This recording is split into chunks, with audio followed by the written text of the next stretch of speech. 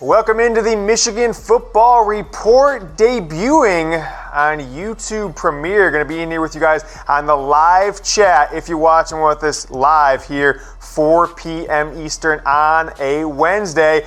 If you're watching, which of course you are on YouTube, go ahead and hit that subscribe button. You guys are coming through the watch of the show. We call you guys TYT, the Yoder team. We're getting to 5,000 in the next 5+ weeks. 3,084. We've added about 400 or 500 subscribers in the past week. Keep it rolling, baby. Let's get to 5,000. So please hit subscribe if you enjoy the video so we can keep this show rolling every day throughout the 2019 football season. 6-pack rumors for you. Let's get it started with the cornerback and the safety situation. The Michigan secondary. Told you last week that there was a player in the secondary, a starting cornerback that was ill. I'm not going to speculate on the injury with the illness at this point, but Jim Harbaugh confirmed it about a day after our report. Put it on Instagram, talked about it on this show last, whatever it was, Wednesday, Thursday. Harbaugh talked about it into the weekend, confirmed it was Ambry Thomas. Now, we've got some major position shifting if Ambry Thomas's illness lasts through fall camp into the season. Brad Hawkins, who got some good playing time at safety last year, moving to nickel cornerback to provide depth to the cornerback situation. 3 Harbaugh heads on this one. Hawkins got some good playing time right out of the gate last year in Notre Dame after, I can't remember, it was Metellus. I think it was Metellus got kicked out of the game for targeting. And now he's in danger of losing his perceived starting spot to true freshman Dax Hill. And I told you last week there's a chance that maybe Dax Hill will be the guy that moved to safety.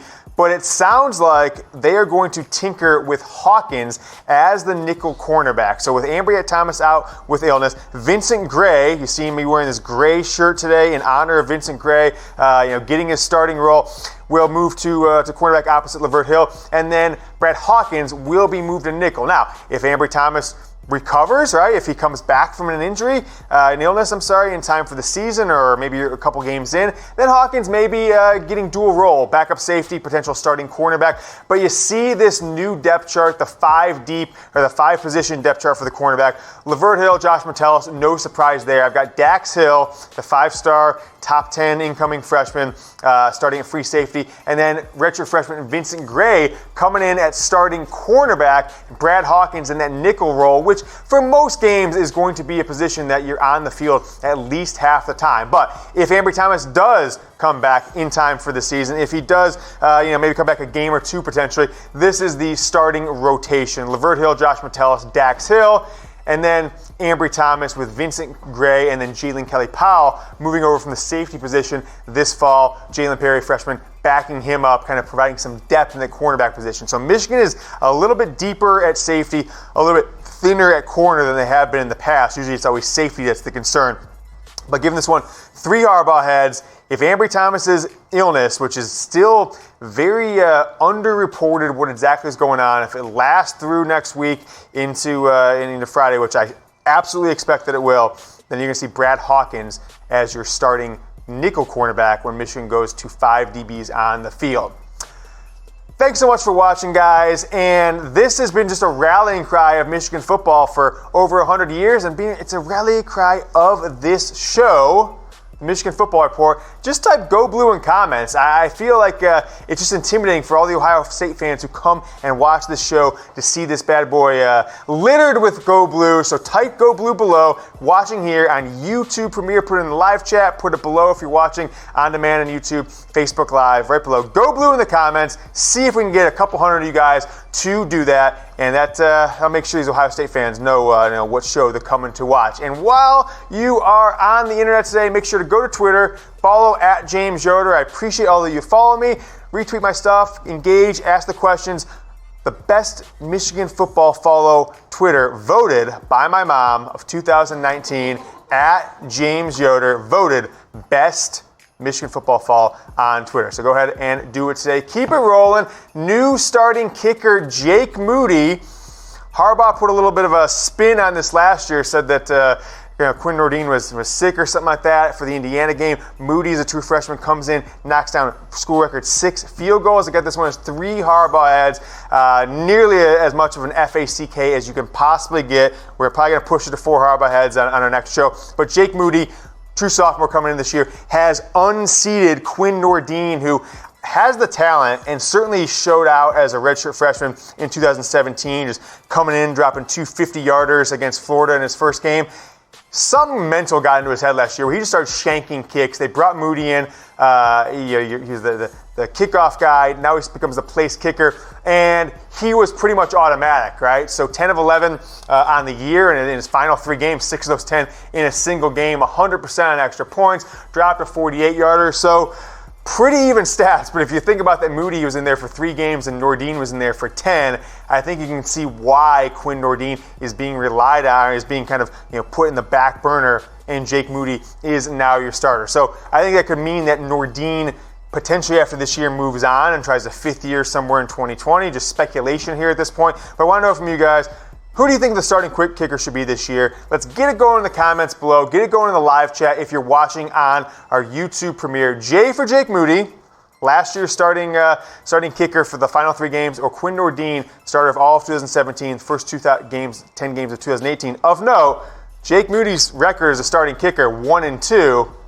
Quinn Nordin's 9-1, or at least 9-1 in 2018. So you never know what's going on there. Maybe Moody was responsible for those 62 points we gave up against Ohio State. Nevertheless, J for Jake Moody, Q for Quinn Nordin. And with us being about 5 weeks away from Michigan football season, I want to hook you guys up. NFL preseason starts in a little more than a week, and you can start betting on football or speculating on the Heisman Trophy, putting money on if Michigan will make the CFP with our new sponsor, MyBookie, chatsports.com/go blue, promo code go blue, 100% deposit bonus. But just wait, there's more. And you will get a Michigan football Maze Jordan brand jersey in size large only. None of you smalls or extra larges coming at us with anything. Got to be large. If you are wearing a different size, you can hook you up with the Michigan Game Day Coaches shirt, the long sleeve that Harbaugh wears with the Jordan logo in the top corner, Michigan M in the middle. Sign up and deposit with MyBookie. Email promo at Chat Sports. We've hooked up dozens and dozens of sports fans with these free jerseys over the last few weeks. Pick your jersey shirt, and we will send it out to you within a matter of days. Keep it rolling. Fall camp. Michigan football getting started next Friday, August 2nd, FACK. The Michigan football team will have exactly 28 days, 4 full weeks, kind of I guess 29 days in theory, Friday to Friday over that 4-week span through the 30th to practice, and then getting started on August 31st. So Jim Harbaugh, season opener, Middle Tennessee State, his 5th year as the Wolverines coach. And folks, this is just a vital year. I expect this to be, after coming off a 10-3 record, last 2 games of the year losing for 3 straight friggin' years, 16, 17, 18. You lose to Ohio State and the bowl game. You turn those around, you end up with a lot better seasons, feeling a lot better coming off the season, and certainly ranked higher coming into the season. I think Michigan will be a top 10 team in the polls the preseasons, but it's only happened in one time in Jim Harbaugh's 4 years. That was in the 2016 season. They ranked number 7. Obviously, they got up as high as number 2 or 3 that year. I believe they were 2 for a while. Got into the top 4 last year in 2018 as well, but losing your last 2 games, you're going to drop out of the top 10. So fall camp starts a week from Friday. I'm going to have all kinds of news coming out of that, probably reporting on this show or the Michigan Football Report Instagram on a daily basis. So make sure to stick with us. Make sure to follow. We're going to talk about that Instagram account here in a few moments, and we'll take it from there. Next rumor up, Harbaugh talked about this game on foreign soil that I was excited about. As long as it's in the city and the travel is reasonable, I might consider planning a vacation around it or something like that. Some of you not too happy about it. They play the games at the big house, but it sounds like Jim Harbaugh may have spoken a little too soon. 2 Harbaugh heads on this one. People are talking. I didn't really get into this game. I wasn't trying to be a source on breaking the story or anything like that. But the word on the street is Harbaugh says the announcement is imminent, but the ink hasn't been signed on the dotted line. The T's and I's haven't been dotted and crossed. And don't expect the game in the city and the announcement to come anytime soon. When Harbaugh said it last week at Big Ten Media Days, I assumed that meant that it would be out within a matter of days. But now it seems like an immediate announcement, imminent announcement, won't happen anytime soon. So maybe it comes before the season starts. Maybe it doesn't. But I think the assumption was when Harbaugh said it's imminent that we'd probably find out in 2 or 3 days. doesn't expect like it was. Sometimes Jim Harbaugh just goes off on a tangent, says things without getting approval, not making sure all the details are done. But I want to kind of just look at what I think the best guest cities are, from digging into to what the opportunities are, where Michigan might play, what might make sense strategically. I think it's going to be one of these three cities. London, if they did it against an Air Force Academy, an Army, something like that. Mexico City, which could be a bigger game. I've heard Texas rumored. They're playing Texas in the future. We'll talk about that here in a moment. Could happen in Mexico City. Or Berlin. If you think about Michigan football, you've got the redshirt freshman defensive lineman whose name's escaping me at the moment out of Germany. You've got two basketball players and the Wagner brothers out of Germany. I think Berlin, with the athletes they're putting out, Germany that can come over to the United States, makes a lot of sense. A lot of military in Berlin too, U.S. military. So that's an opportunity as well. We'll see what happens, but don't expect it to come out in the next day or two. But if they did play in one of these cities, which one would you prefer to make a trip, kind of a overseas vacation trip? And it was Julius Westhoff, the Bruce Feldman named him 2 years in a row one of the biggest freaks in college football. If you look at his workout videos, you will see why. But that's a player from Germany that is a redshirt freshman. But which one of these cities would you want to visit? Would you want Michigan to play for? Take your annual vacation with your family, with your wife, with your husband, whoever it is.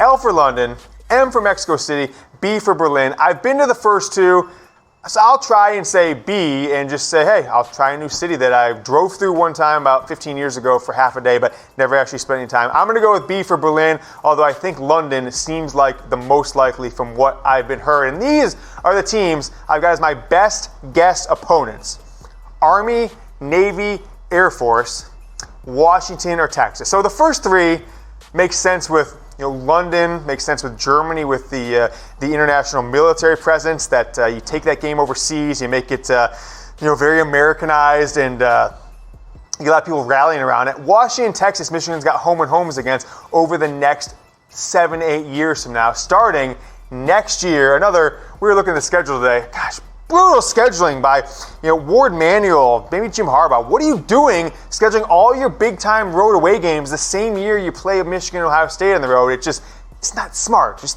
think sometimes. At Washington to start the season next year, you got Ball State, Arkansas State in 2020. So I don't think that game's going to change at Washington.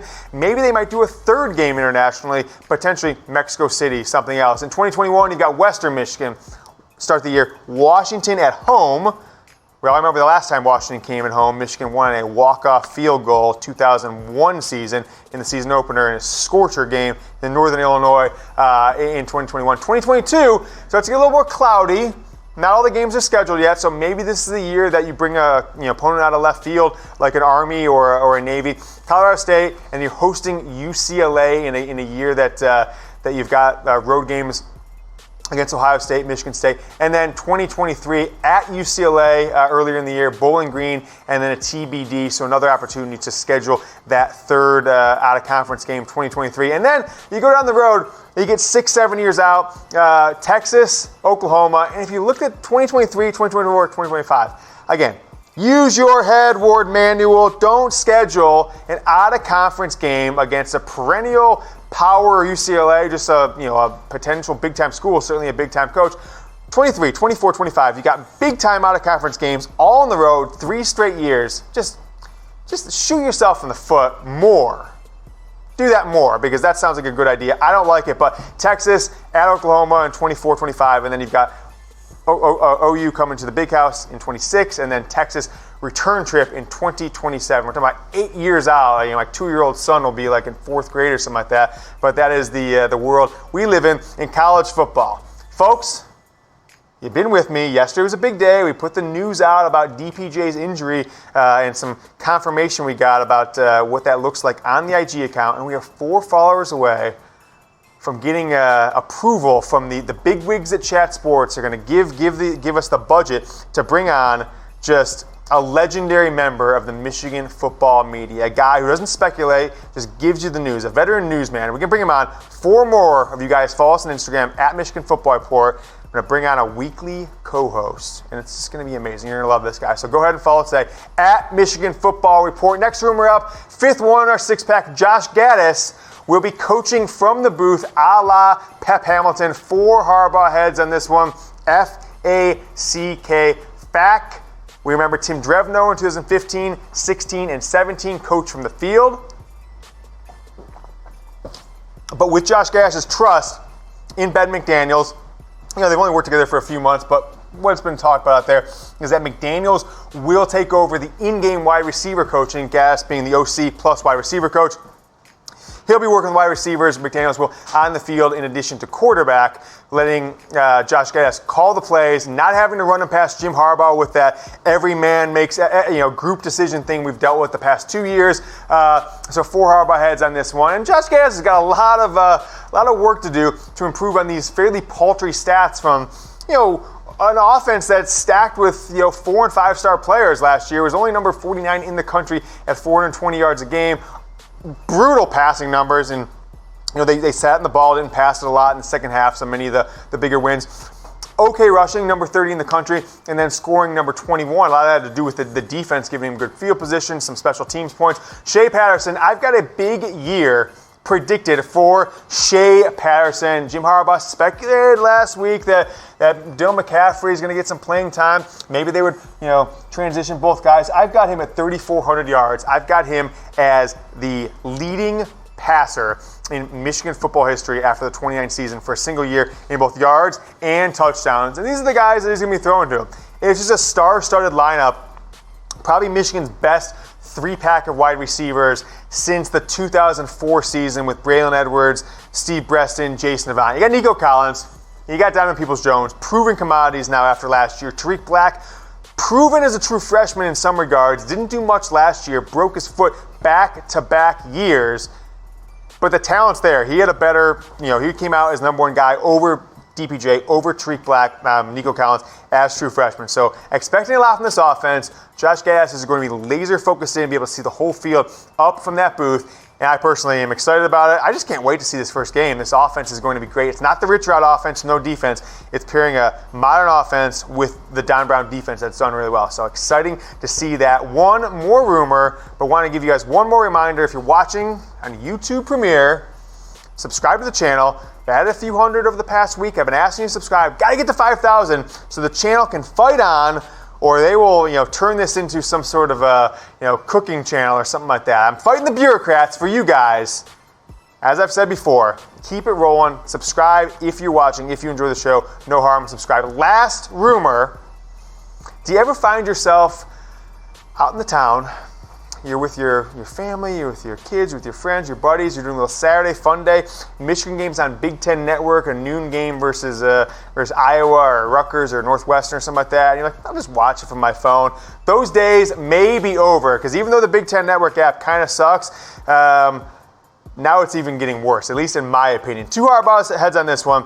Big Ten Network will no longer show games on their BTN app in the 2008-19 season because majority owner of the Big Ten Network, Fox, is putting all the games in the Big Ten Network on the Fox Sports Go app. And if you've been around Chat Sports Studios on Saturdays and we're trying to stream games on that friggin' app on the TVs, you would have noticed people throwing computers through windows because it crashes and freezes and stalls all the time. So if your strategy has been, I'm going to watch on the BTN app, I would get a different strategy going forward if you're watching on the, your son's soccer game or something like that, because it is just a disaster, at least from my opinion, what I've seen in the past. We'll see what happens going forward, but that is the word on the Big Ten Network app going forward.